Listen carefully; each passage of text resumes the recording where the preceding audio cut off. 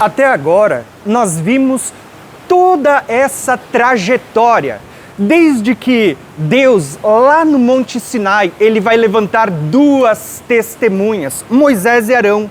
Deus, ele pega essas duas testemunhas e, como uma resposta do clamor do povo que estava sendo oprimido pelo faraó, Deus vai enviar duas testemunhas com poder, com sinais, para libertar o povo da escravidão do Egito. Olha que tremendo isso, irmãos. Deus vai conduzi-los pelo deserto. E pelo deserto, agora Deus vai fazer sinais, vai fazer milagres, vai provar o povo. Os rebeldes cairão no deserto. Mas quem for fiel a Deus experimentará a provisão, o milagre de Deus. Nós vimos até agora que aqueles que são fiéis a Deus, eles experimentarão tudo que o povo experimentou lá no primeiro Êxodo. Vão ser sustentados por Deus por 1260 dias, por um tempo, tempos e metade de um tempo. Deus vai conduzir eles para o deserto e durante esse tempo muitos serão provados. Muitos dos que são rebeldes, dos que não confiam em Deus, vão perecer no deserto. Mas os demais, Deus vai livrá-los. Até chegar o momento da travessia do Mar Vermelho. E olha que tremendo, irmãos. Porque até agora a gente viu que a travessia, ela estava apontando justamente para o céu se abrindo. O mar que nós estamos vendo aqui, ele é uma representação, uma tipificação que aponta para o céu se abrindo. Lembra lá dos 7 dias da criação, quando Deus ele faz separação entre as águas de baixo e as águas de cima? As águas de cima, elas são como se fossem mares. Lembra do Chamaim? Elas são como mares. E Deus vai abrir o mar de novo, não o de baixo, mas o de cima. Deus vai abrir os céus para o povo passar. Só que tudo isso a gente já viu até agora. Agora eu quero falar do que acontece com o exército do faraó que perseguiu o povo durante o deserto até a travessia do mar. Por quê? Assim como aquele povo que saiu do Egito e passou pelo deserto até a entrada do mar, era uma representação do povo de Deus que somos nós. Vocês vão perceber que o exército do faraó, do qual nós vamos falar agora, é uma representação dos exércitos da besta que vão perseguir a igreja no tempo do fim. Então, irmãos, nesse momento eu quero falar agora do exército do faraó e como isso está apontando para a grande batalha do dia do Senhor Deus Todo-Poderoso, que muitos vão conhecer como sendo o Armagedon, ou como Gog e Magog, que está escrito em Ezequiel 38 e 39. Então, eu quero compartilhar com vocês agora um pouco dessa revelação, tá? E olha que tremendo o que a gente vai falar agora. O povo atravessou o mar, mas agora o exército que estava do outro lado, ele segue o povo nessa travessia. E o que Deus vai fazer é tremendo, porque está apontando para o tempo do fim também, irmãos. Preste atenção nessa revelação que você vai se maravilhar com o que Deus está revelando acerca do último êxodo, o que vai acontecer no livro do Apocalipse também. Então, nós estamos lendo toda a trajetória, desde que Deus levanta duas testemunhas lá em Êxodo capítulo 3, e a gente veio lendo todas as porções nessa série de vídeos que nós estamos fazendo. Mas agora eu quero compartilhar também com vocês Êxodo 14, do 23 ao 31, que é depois que o povo atravessou o mar e agora Deus vai tratar com os exércitos do faraó. Preste atenção nas ondas que você vai ver que tem revelação aqui também, irmãos. Os egípcios os seguiram e entraram atrás deles todos os cavalos do faraó e os seus carros e os seus cavaleiros até o meio do mar. E aconteceu que, na vigília daquela manhã, o Senhor, na coluna de fogo e de nuvem, viu o campo dos egípcios e alvoroçou o campo dos egípcios e tirou-lhes as rodas dos seus carros, e dificultosamente os governavam.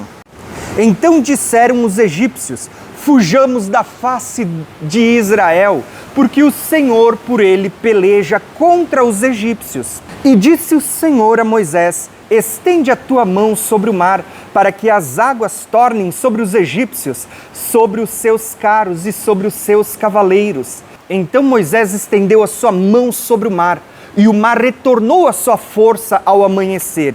E os egípcios, ao fugirem, foram de encontro a ele, e o Senhor derrubou os egípcios no meio do mar.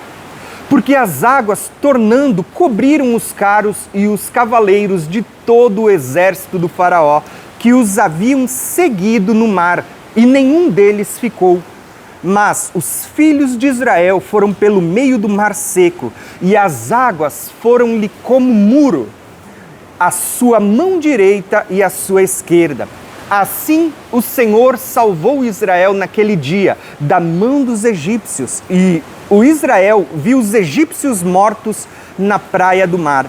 E viu Israel a grande mão que o Senhor mostrara aos egípcios, e temeu o povo o Senhor, e creu no Senhor e em Moisés, o seu servo.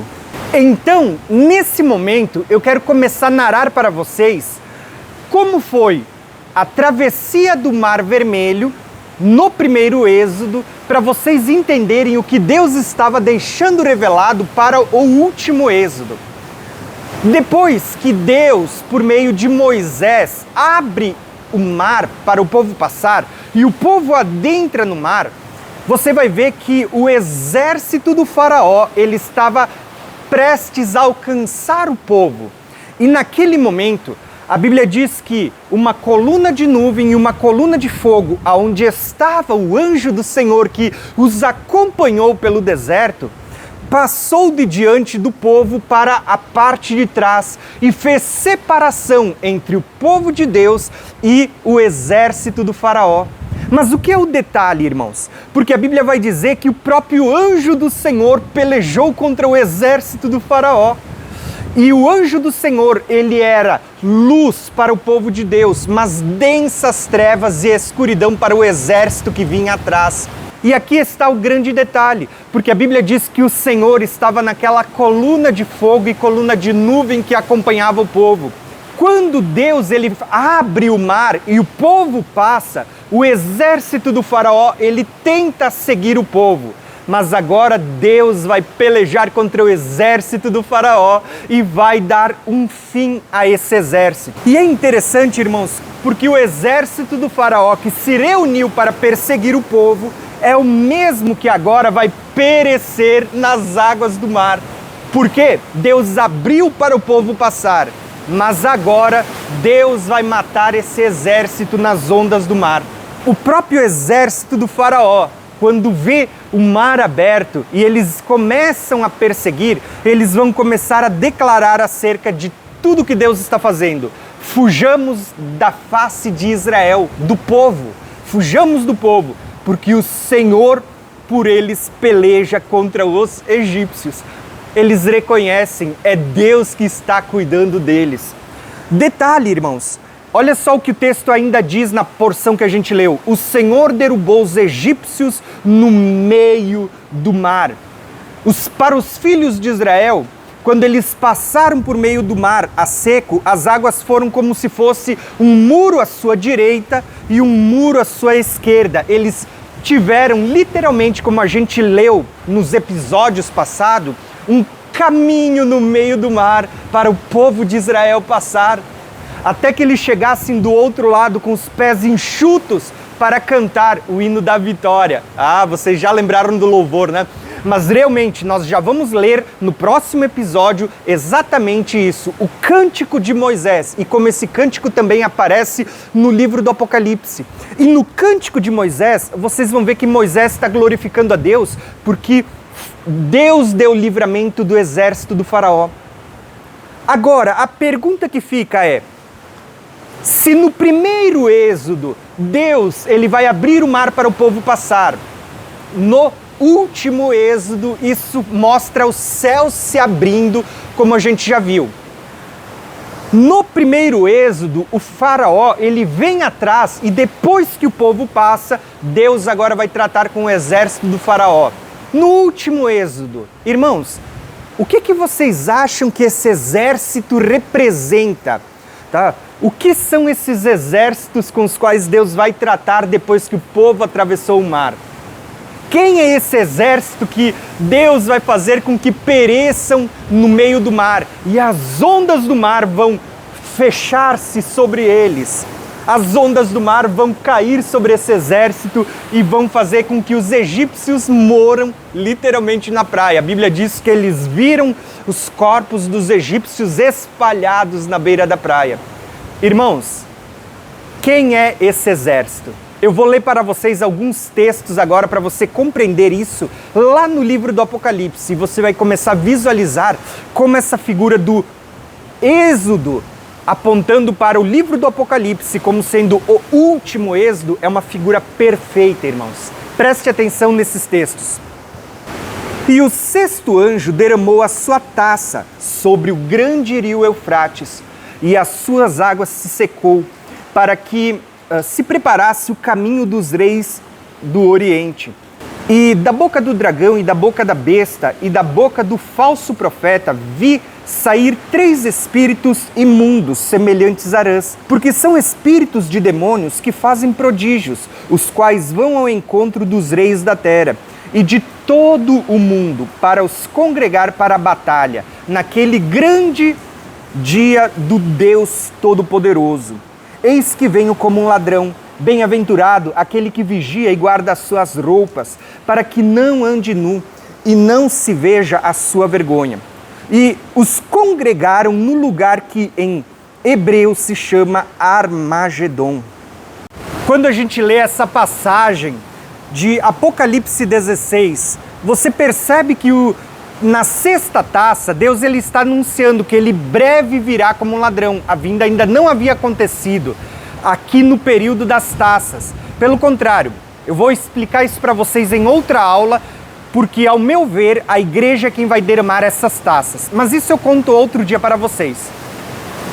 Mas o que eu quero mostrar nesse momento é que você percebe que aqui na sexta taça está sendo mostrado que esses 3 espíritos de rãs, eles estavam reunindo os exércitos desse mundo para pelejar contra o Cordeiro. É esses exércitos que vão perseguir o povo de Deus no deserto. São esses exércitos que o Senhor vai destruir lá no Vale do Armagedon. Irmãos, você está entendendo para o que o exército do faraó está apontando? Ele está apontando para esses reis da terra que vão se reunir junto com a besta para pelejar contra o Rei dos Reis e Senhor dos Senhores na sua segunda vinda. Mas isso vai ficar mais claro quando a gente lê também Apocalipse 17. Preste atenção. Aqui o sentido da sabedoria. As 7 cabeças são 7 montes, sobre os quais a mulher está assentada. E são também 7 reis, 5 já caíram e 1 existe, outro ainda não é vindo. E quando vier, convém que dure um pouco de tempo. E a besta que era e já não é, ela também é o 8º, e é dos 7, e vai à perdição. E os 10 chifres que viste são 10 reis, que ainda não receberam o reino, mas receberão poder como reis, por 1 hora, juntamente com a besta, e estes têm um mesmo intento, entregarão o seu poder e autoridade à besta.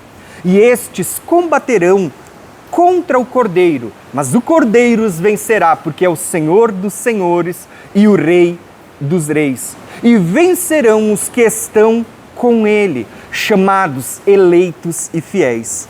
Quando a gente olha para essa besta sobre a qual a mulher estava sentada, essa besta está apontando exatamente para os reis da terra, principalmente os reinos desse mundo, que agora estão na mão dos 10 chifres e do chifre pequeno, ou que aqui no Apocalipse é chamado de a besta, ou de o 8º rei. Você percebe que agora eles vão entregar o seu poder à besta, ao 8º rei, e esse 8º rei que vai estar governando os exércitos desse mundo, vai pelejar contra o Senhor e o seu exército? Quando que vocês acham que isso acontece?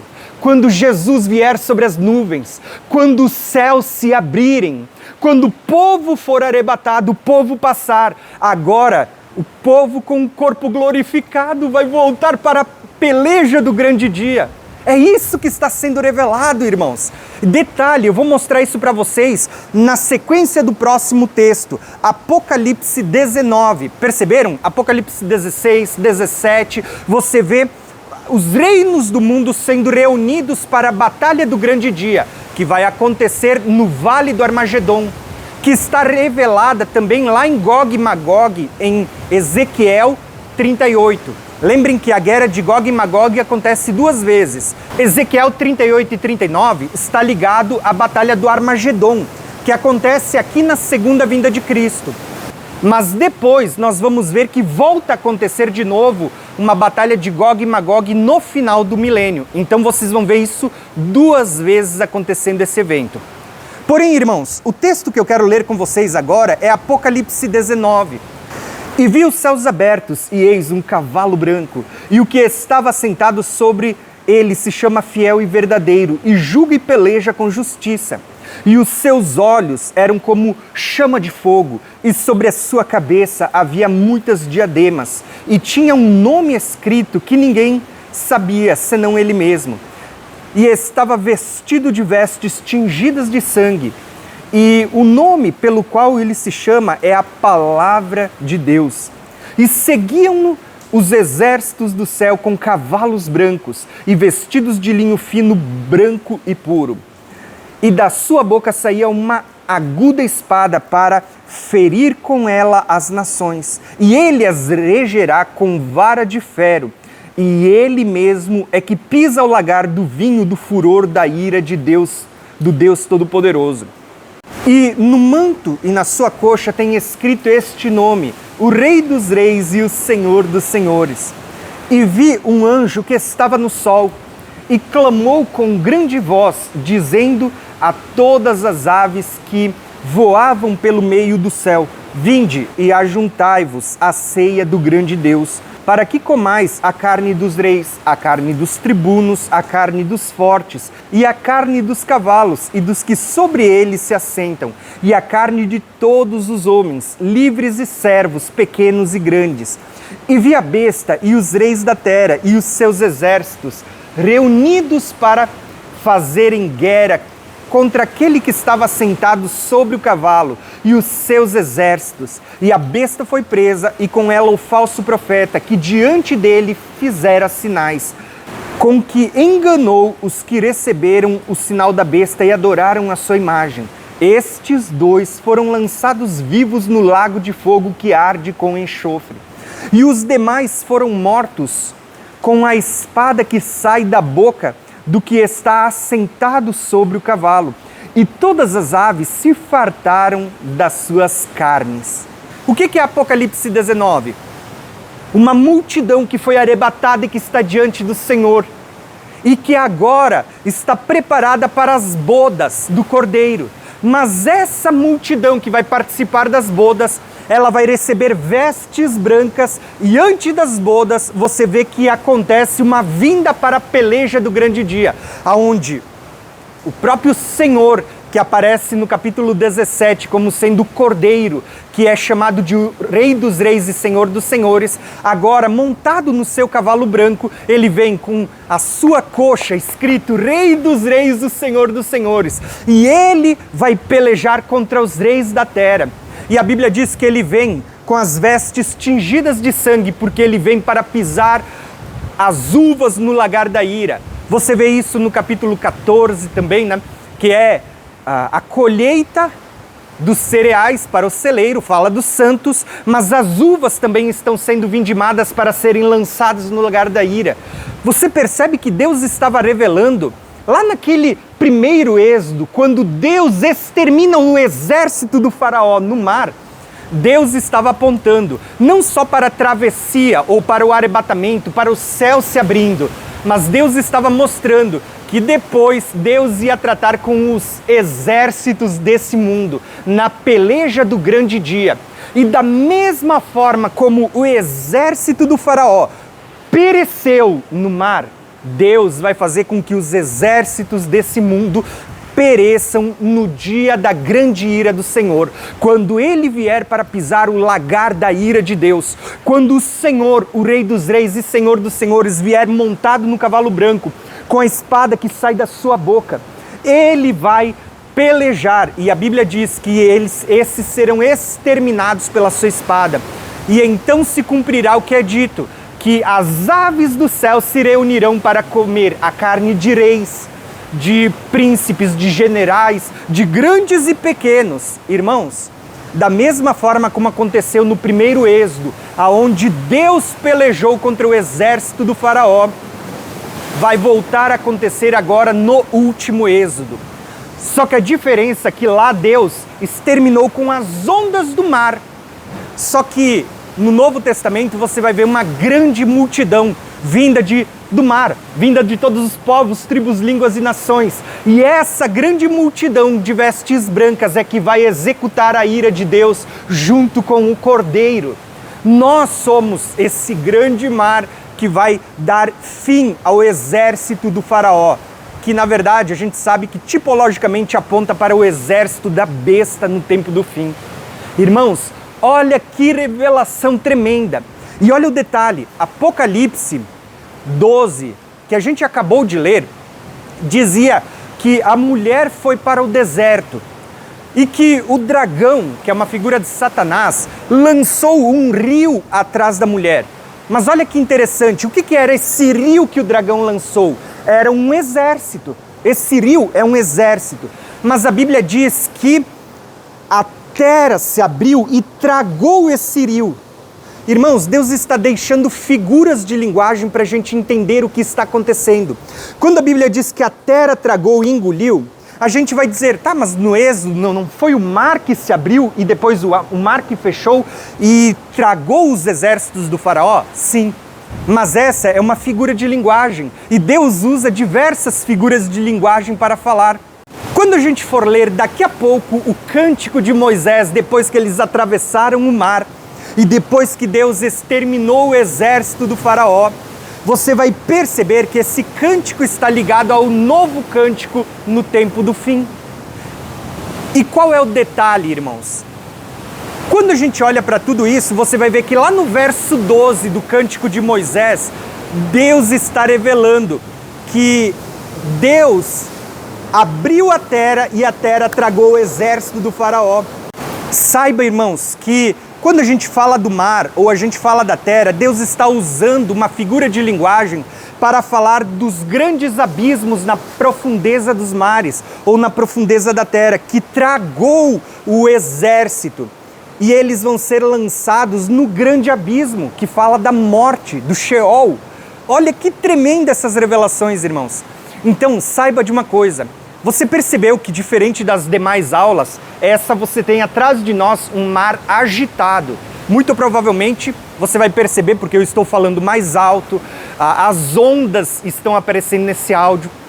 Mas eu quis gravar aqui só para você ter uma sensação de como foi quando o povo atravessou o mar.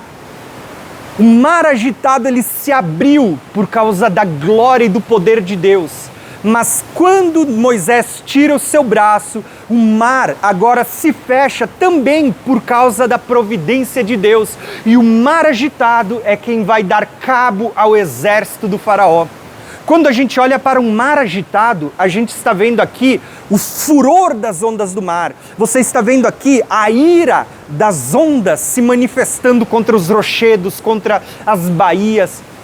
O que a gente está vendo? Uma figura da ira de Deus que vai se manifestar não contra o exército do faraó, como aconteceu no primeiro êxodo, mas que vai ser manifesto contra os exércitos da besta que vão se unir para pelejar contra o Senhor e contra o seu povo na peleja do grande dia. Então, irmãos, eu quero finalizar esse episódio dizendo para vocês: da mesma forma como Deus tirou o povo do Egito, movido e guiado por duas testemunhas, fez sinais, fez prodígios, fez pragas, conduziu esse povo por um deserto até a chegada na beira do mar, aonde Deus vai abrir o mar. E agora o povo vai passar e Deus vai dar fim ao exército do faraó. Tudo isso está apontando para o último êxodo no livro do Apocalipse. Deus vai tirar o seu povo, não mais do Egito, mas da Babilônia. Sai dela, povo meu.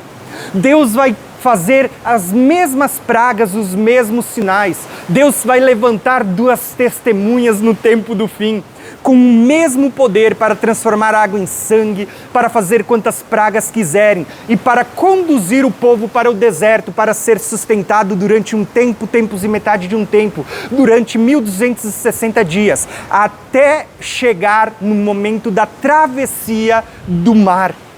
O povo vai atravessar o mar, aqueles que forem fiéis e não permanecerem, não perecerem durante o deserto. Esses vão atravessar o mar, irmãos. E esses que atravessarem o mar, na verdade, são aqueles que estão subindo aos céus, que estão subindo aqueles céus que está se abrindo. No primeiro êxodo, o mar se abriu, mas agora a gente vai ver o mar de cima, ou seja, o Chamaim. A gente vai ver o céu se abrindo e o povo cruzando. E o exército do faraó que está se reunindo para perseguir o povo de Deus. Esses é que vão sofrer a ira de Deus. Não a ira das ondas do mar, mas a ira do próprio Senhor, que vai voltar montado em um cavalo branco, seguido do seu grande exército, para executar e pisar as uvas no lagar, no dia da ira do grande Deus Todo-Poderoso. Tá bom? Então, irmão, se você está entendendo essa série do último êxodo, eu quero te convidar, fica comigo. Porque assim como lá no primeiro êxodo, depois que o povo atravessou, depois que o exército do faraó foi eliminado, vocês vão ver que o povo agora vai caminhar e vai cantar um novo cântico. Eles vão cantar o cântico de Moisés. Olha que revelação tremenda para o que a gente vai tratar no próximo episódio. E Deus vai conduzir eles até o monte. Só que tem profecias falando do que Deus vai fazer conosco também nesse período. Não conduzindo para um monte Sinai, mas para o monte Sião. Então, irmão, se você está gostando dessa revelação, eu quero te convidar. Fica comigo até o final dessa série. Não deixe de acompanhar os próximos episódios.